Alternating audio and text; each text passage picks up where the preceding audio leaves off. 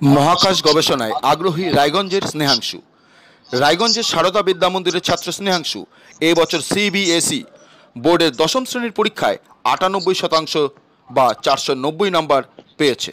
অঙ্ক বিজ্ঞানে 100-100। সিবিএসই ফলাফলে কোনো মেধা তালিকা প্রকাশ না করলেও পরবর্তীতে জানা যায় রায়গঞ্জের সারদা বিদ্যা মন্দিরের ইংরেজি মাধ্যমে সিবিএসইর ছাত্র স্নেহাংশুর এই নজর কাড়া সাফল্য। তার কথায়, মন দিয়ে পড়লে সফলতা নিশ্চিত। প্রস্তুতি নিয়ে জিজ্ঞেস করলে তিনি বলেন, অপেক্ষাকৃত দুর্বল বিষয়গুলিতে তিনি বেশি জোর দিয়েছেন, তাতেই এই ফলাফল। তার বাবা প্রাক্তন সেনা জওয়ান, বর্তমান প্রাথমিক শিক্ষক তুষার কান্তি দাস, মা সীমা দাস গৃহশিক্ষিকা। তার ইচ্ছে আগামী 2 বছর ভালো মতো পড়াশোনা করে যেই অ্যাডভান্সে 150-র মধ্যে র্যাঙ্ক করে স্পেস টেকনোলজিতে ভর্তি হওয়ার। পড়াশোনার পাশাপাশি তবলা তার প্রিয় সাথী।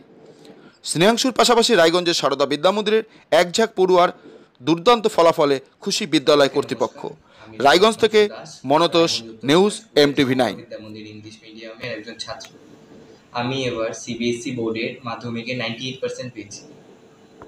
অবভিয়াসলি আমি আমার সিবিএসইর 10th রেজাল্ট নিয়ে স্যাটিসফাইড আছি।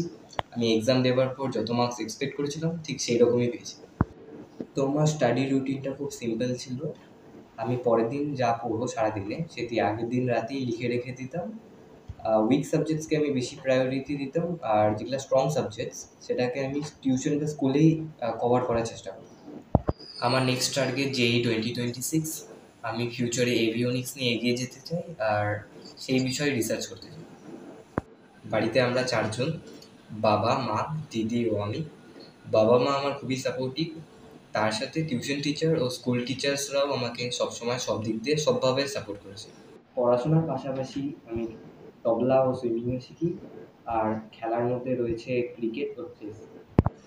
এনসিইআরটি ভালো করে পড়ে কনসেপ্ট স্ট্রং করলে সিবিএসইতে খুব অল্প পড়েও 98-97% পাওয়া খুব কঠিন ব্যাপার।